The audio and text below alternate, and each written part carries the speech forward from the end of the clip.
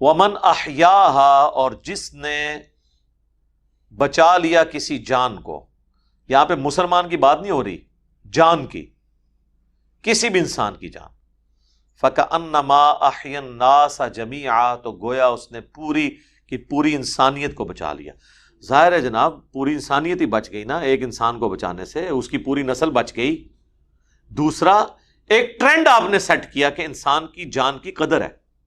اسی لیے سورہ البقرہ میں وَلَكُمْ فِي الْقِصَاصِ حَيَاةٌ يَا أُولِي الْأَلْبَابِ، اے عقل مندو قصاص میں انسانیت کی زندگی چھپی ہوئی ہے. یعنی قتل کے بدلے قتل کرواؤ. یعنی لواحقین کو یہ اجازت تو دی گئی کہ وہ مقتول کے ورثاء کی حیثیت سے قاتل کو معاف کر سکتے ہیں، لیکن اسے ڈسکریج کیا گیا اور کہا گیا کہ قصاص میں انسانیت کی زندگی ہے. قتل کے معاملے میں معافی کی روش نہیں ہونی چاہیے. باقی گناہوں میں آیا کہ ٹھیک ہے کسی نے آپ کا حق مار لیا، آپ اسے معاف کر دیں، اللہ بدلہ دے گا. قتل کے بارے میں کہا نہیں چھوڑنا. یہ وہ آیت کا ٹکڑا ہے جو آپ کے ہاسپٹلز کے باہر لکھا ہوتا ہے، اور ڈاکٹرز اپنے آپ کہتے ہیں ہم مسیحا ہیں، چور اور ٹھگ تے ڈاکو ہو تسی الا ماشاء اللہ. ڈاکٹرز کہتے ہیں جناب انجینئر صاحب چونکہ انجینئر ہے اس لیے شاید ہم سے جیلسی رکھتے ہیں. ایسا نہیں ہے میرے بھائی. آپ اپنے طبقے کے شریف ڈاکٹروں سے پوچھ لیں جو کچھ ہم ڈاکٹروں کے بارے میں کہتے ہیں، کیا ایسا نہیں ہے؟ کیا اکثریت ایسی نہیں ہے؟ کیا آپ لوگ اپنے وہ جعلی عمرے اور دوسرے ملکوں کے وزٹس کی خاطر 100 روپے کی دوائی ہزاروں روپے میں نہیں لکھ دیتے اسی فارمولے میں مہنگی کمپنیوں کی، صرف اس لیے کہ وہ کمپنی آپ کو کھلاتی ہیں؟ جو یہ بڑا سسٹم چل رہا ہے یہ میڈیکل ریپ والا، کیا آپ یہ لوگ نہیں کرتے ہیں؟ حرام کے پیسوں پہ عمرے کرنے گئے ہوئے ہوتے ہیں. وہ جی گفٹ ہے، گفٹ ضرور لیں لیکن آپ فارمولہ لکھ کے دیں، دوائی نہ لکھ کے دیں. جس طرح باہر کے ملکوں میں ہوتا ہے ڈاکٹر تو دوائی نہیں لکھتا، وہ صرف سمٹمز بتاتا ہے، پھر فارمسٹ جو ہے نا وہ لکھتا ہے کہ ہاں جی اس کو یہ سالٹ چاہیے، یہ ٹھیک ہو جائے گا. اور یہ آپ ڈاکٹرز کے پاس، اگر آپ ڈاکٹرز آپ کو کوئی دوائی مہنگی لکھ بھی دیں نا پریشان نہ ہوا کریں، سیدھا ہے میڈیکل سٹور پہ، ان کے پاس ایک بک پڑی ہوئی ہوتی ہے، اس دوائی کا سالٹ ان کو بتائیں کون سا ہے. آپ عام آدمی بھی جو تھوڑی سی انگریزی پڑھ سکتا ہے وہ سالٹ میچ کرے، آپ کو 20 دوائی مل جائے گی. آپ حیران ہوں گے کہ 400 روپے کا کیپسول آپ کو 10 روپے میں مل جائے گا اسی سالٹ کے اندر. وہ 400 روپیہ اپنے برانڈ کا لے رہا ہوگا کیونکہ اس نے 400 میں سے 300 روپیہ ڈاکٹر کو یا 200 روپیہ کھایا ہوگا، 100 روپیہ اپنی جیب میں ڈالا ہوگا، اس لیے وہ 400 قیمت ہوگی. چند ایک دوائیاں کریٹیکل ہو سکتی ہیں جو مہنگی کمپنیوں کی ضروری ہیں، ادروائز ہو سکتا ہے یہاں پہ کسی حافظہ اللہ، کسی دامن برکاتہم عالیہ نے نہ بنائی ہو، الٹا کھانے الٹا ہی ہوتے تھے، کوئی ریئیکشن ہو جائے، یہ بھی چانس ہوتے ہیں، اس لیے بھی لوگ مہنگی دوائیاں لیتے ہیں. اور بعض لوگ جب تک مہنگی دوائی نہ ان کو آرام بھی نہیں آتا کیونکہ نفسیاتی طور پہ وہ مانتے ہی نہیں کہ یہ دوائی ہے، یہ بھی ہو جاتا ہے. تو یہ ڈاکٹرز کیا کر رہے ہوتے ہیں؟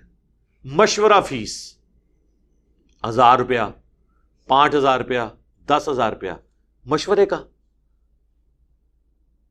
ہم نے تو ایسے بھی لوگ دیکھے ہیں جو 50 روپے فیس لیتے ہیں، ان کے پاس سینکڑوں لوگ روزانہ آتے ہیں. بھائی وہ بھی تو کھا ہی رہے ہیں. یہی وجہ آپ دیکھیں یہ کروڑوں کماتے ہیں، ان کی اولادیں ان کو کتے کی طرح ٹریٹ کرتی ہیں، ان کی تعفن زدہ لاشیں چھوڑ کے وہ چلی جاتی ہیں، ان مرے ہوں کے وہ انگوٹھے لگواتے ہیں ان سے ہتھیار، کیونکہ حرام کے پیسے پہ انہوں نے ان کو پرورش کی بھی ہوتی ہے نجائز لوگوں کے ساتھ. آپ کو پتا ہے پچھلے دنوں ہاسپٹلز کے بارے میں آیا تھا، کورونا کی وجہ سے جو لوگ مرے تھے یا نہیں مرے تھے اس کھاتے میں ڈال کے وہ ڈاکٹر جو ہے لاشیں والے نہیں کرتے تھے، اتنے لاکھ لا کے رکھو تب لاش دیں گے. تو اب ظاہر ہے عزت بیزتی کا مسئلہ لوگوں کا بن جاتا ہے، اتنے ظالم ہوتے ہیں. بھائی جو جینون خرچہ بنتا ہے وہ آپ لیں، اور اس کے لیے حال یہی ہے کہ گورنمنٹ سارے میڈیکل سیٹ اپ کو اپنے انڈر لے. اگر یہ پرائیویٹ ہاسپٹلز کے اوپر، پرائیویٹ ڈاکٹرز کے اوپر چھوڑ دیں گے تو وہ تو آپ کی چمڑی اتاریں گے. وہ تو ایسے ظالم ہے کہ وہ پریکٹس تو کرتے ہیں سرکاری ہاسپٹلز میں لیکن شام کو مریضوں کو اپنے کلینک پہ بلا لیتے ہیں، حالانکہ انہیں پتا ہے کہ کوئی اتنا بڑا مسئلہ نہیں ہے، اور دنیا جان کا ٹیسٹ لکھ کے دے دیتے ہیں، تجربے کرتے ہیں، دوائیاں ایسی ایسی لکھ کے دیتے ہیں ان کو کہ تاکہ پہلے ان کا معدہ خراب ہو پھر معدے کی دوائیاں ان کو دیں. تکلیف پتے کی ہوتی ہے، دوائی معدے کی لکھ دیتے ہیں، اور وہ 10 سال کھلاتے رہتے ہیں. پتا تو پھر اینڈ پہ پتا بھی نکلتا ہے، میدا بھی فارغ ہو جاتا ہے، اور ڈیلائسس پہ بھی بندہ چلا جاتا ہے. یہ تو مطلب ہمارے سامنے کئی کیسز ہیں. مجھ سے تو کوئی بھی میڈیکل ایشو ڈسکس کرے تو میں اس کے سامنے رکھتا ہوں، بھائی یہ بھی ہو جاتا ہے، اس میں یہ بھی ہو جاتا ہے، یہ بھی ہو جاتا ہے. جن جن تجربوں سے کم از کم ہم گزر کے یعنی میچور ہوئے ہیں، کم از کم تمہیں تو ان تکلیفوں سے نہ گزرنا پڑے. اور یہ آیت بار لکھی ہوتی ہے، جس نے ایک جان کو بچایا اس نے انسانیت کو بچا لیا. اور بچانے کے لیے کوئی نہیں بیٹھا ہوتا. وہ ایک جان جو بچا رہے ہوتے ہیں وہ اپنی جان بچا رہے ہوتے ہیں، یعنی آپ سے پیسے ہتھیا کے، اور عوام پہ ظلم کر رہے ہوتے ہیں. لیکن اگر آپ جناب گوروں کے ملکوں میں چلے جائیں جناب، وہاں آپ کو انسانیت کی قدر، جانوروں کی قدر بھی نظر آئے گی. واقعی وہ لوگ تن من دھن لگا دیتے ہیں بندوں کو بچانے کے لیے. ادھر کیا کچھ نہیں کرتے ہیں.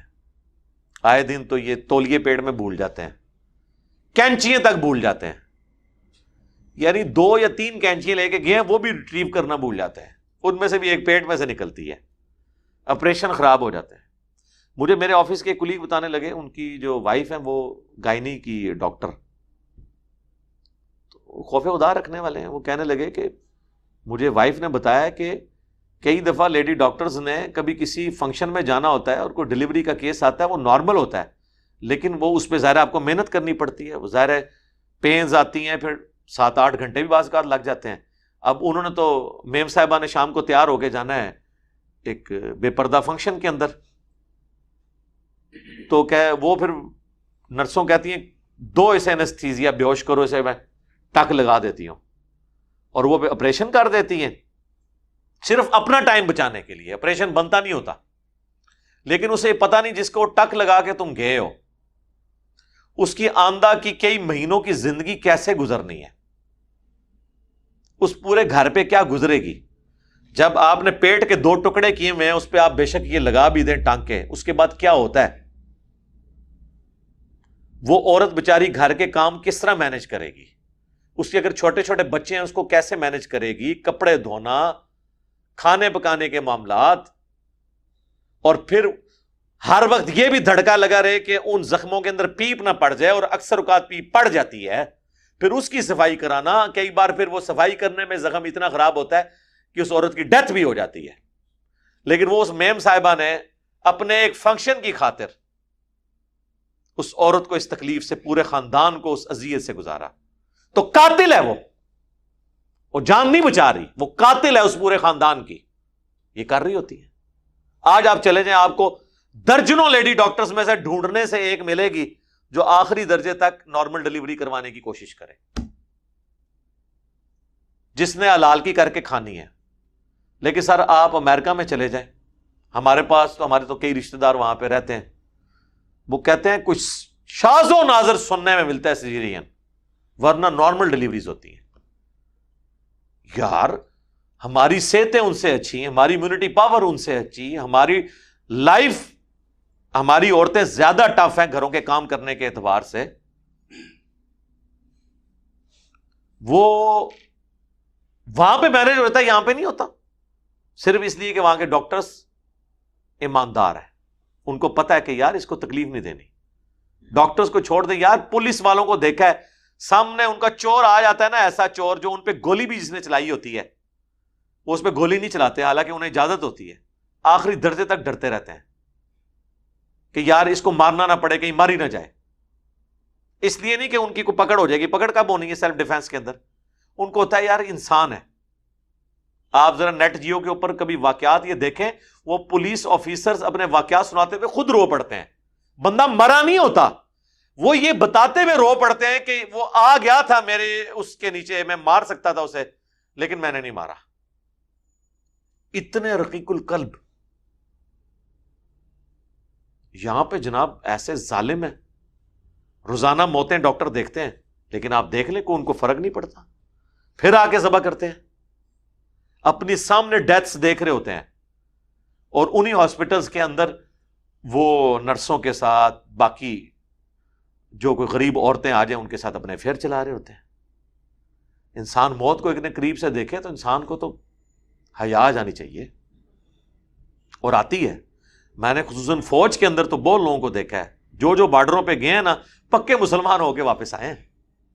یہ ابھی ایک جیو پہ پروگرام چلا تھا کیپٹل ٹاک میں نا، منیف فاروق جیلم سے ہی ہیں آج کل، وہ کیپٹل ٹاک کر رہے ہیں. تو اس 6 ستمبر کے اوپر انہوں نے ایک شہید کے گھر والوں کا انٹرویو کیا. ان کے والد صاحب بھی کرنل پنڈی میں، اور ان کا بیٹا جو ہے وہ کیپٹن تھا، وہ شہید ہوا.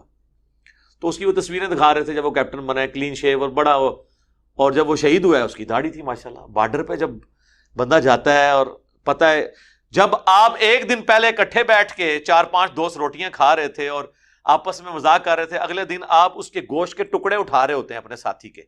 ظاہر ہے جی بارودی سرنگوں میں جب بندے مرتے ہیں، خودکش حملوں میں مرتے ہیں، تو وہ تو پوری لاش بھی نہیں ملتی. تو سر بڑے بڑے لوگوں کو آخرت یاد آ جاتی ہے. اس لیے آپ دیکھتے ہیں جتنے لوگ پھر بارڈروں پہ جاتے ہیں نا، پہلے تو بڑے وہ ڈیشی قسم کے ہوتے ہیں، لیکن جو وہ وقت اپنا گزارتے ہیں، داڑھی آ جائے گی، شرافت آ جائے گی، متانت آ جائے گی، موت کو قریب سے دیکھتے ہیں. اور خصوصاً جب ریٹائر ہوتے ہیں نا، وہ تو زیادہ تر میں نے سب سے زیادہ عام فورسز میں لوگ دیکھے ہیں وہ دین کی طرف آ جاتے ہیں. اس کی ریزن یہ نہیں ہے کہ وہاں کو ماحول بہت زیادہ مذہبی ہے، ضیاء الحق کے بعد کافی مذہب کی طرف ہے جھکاؤ. اصل چیز ہے موت جب آپ قریب سے دیکھ لیتے ہیں نا، تو مسلمان جب موت کو قریب سے دیکھتا ہے نا تو کسی بھی وقت وہ ٹریگر ہو جاتا ہے اور آخرت کے ساتھ اورینٹڈ ہو جاتا ہے. لیکن مجھے ڈاکٹروں پہ آتا ہے کہ یار تم تو روزانہ لاشیں دیکھتے ہو، تمہیں کوئی خوف خدا نہیں آتا. اور آیتیں تم لوگوں نے باہر یہ لکھ کے لگائی ہوئی ہیں، وَمَنْ أَحْيَاهَا فَكَأَنَّمَا أَحْيَا النَّاسَ جَمِيعًا، جس نے ایک انسان کو بچایا اس نے پوری انسانیت کو بچا لیا. اور جب کوئی ان کو سمجھاتا ہے کہتے ہیں جی دیکھیں جی ہمیں ٹارگٹ کر لیا انہوں نے. اگر آپ ایسا کرتے ہیں اور آپ کو کوئی سمجھا رہا ہے تو وہ آپ کے ساتھ خیر خواہی کر رہا ہے. خدا کے لیے آپ کے اوپر بھی یہ برا وقت آ سکتا ہے. اور کئی ڈاکٹرز کی آپ کو سٹوریاں پتہ چلی ہیں نا، ان کے اپنے بچے ایکسیڈنٹ میں، زندگی موت کی کشمکش میں ہے، اور جناب پبلک اٹھا کے لائی ہے. انہوں نے کہا جی پہلے پیسے لا کے رکھو پھر علاج کریں گے. انہوں نے کہا اب یہ پتہ ہی نہیں ہے کون بندہ ہے. انہوں نے ان بچوں کو دیکھنا بھی گوارا نہیں کیا کہ دیکھ لیں ہمارا بچہ ہی نہ ہو، اور بچے مر گئے اور پوری زندگی پھر وہ ڈاکٹر پاگل ہو گئے. ان کو سزا ملی نا، حالانکہ ان کے پاس اتنا پیسہ ہے کہ یہ کسی غریب آدمی کا مفت بھی علاج کر سکتے ہیں. کئی ڈاکٹرز ہیں ابھی بھی دیکھیں، وہ ان کے پاس آپ مریض لے جائیں، وہ کہتے ہیں یار پیسے بعد میں دیکھیں گے، ابھی فی الحال اس کا علاج کرنا ہے ہم نے. اور پھر وہ بعد میں کہتے ہیں نہیں ہے یار ٹھیک ہے ہم زکوٰۃ فنڈ میں سے اسے ایڈجسٹ کر دیں گے. لیکن یہ نہیں ہے کہ ظلم کریں. آپ شوکت خانم میں چلے جائیں، کروڑوں روپے کا علاج لوگوں کا مفت ہو رہا ہوتا ہے، کوئی کسی کی سفارش نہیں ہے، بس آپ ڈیزرونگ ہیں، جائیں آپ کو وہ ہینڈل کریں گے. خوف خدا رکھنے والے بھی لوگ موجود ہیں جو واقعی اس کا یعنی عملی نمونہ ہے کہ جس نے ایک جان کو بچایا گویا اس نے پوری انسانیت کو بچا لیا. اور آپ دیکھیں کوئی شخص آپ کی آخرت کی فکر کر رہا ہے اور پیسے نہیں آپ سے لے رہا، اور اربوں سال کی زندگی آپ کی مینج کر رہا ہے. دنیا میں چند سالوں کا، چند ٹکوں کا آپ کو کوئی نفع پہنچا دے، آپ پوری زندگی یاد رکھتے ہیں، چاہے اس کا احسان مانے یا نہ مانے، دل میں تو ہوتا ہے یا اس نے میرے ساتھ نیکی کی تھی. اور جو آپ کے ساتھ اربوں سال کی ہمیشہ کی زندگی کی نیکی کرے، آپ کہیں جی یہ دیکھیں جی ہمیں تو ٹارگٹ کیا ہوا اس نے، ہمیں ٹانٹ کر رہا ہے.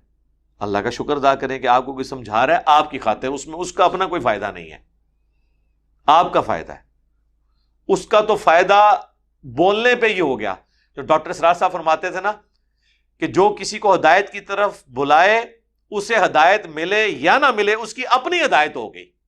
کیونکہ وہ کامیابی کی جو 4 شرائط ہیں ان میں سے جو آخری 2 مشکل شرطیں جڑیاں میں ہی پوریاں کرنیاں نے، ٹھیک ہے، پہلی 2 تے سارے نے پوریاں کرنیاں نے. الا الذین آمنوا وعملوا الصالحات، جو ایمان لے آئے نیک اعمال کریں، جی سارے خوش نے.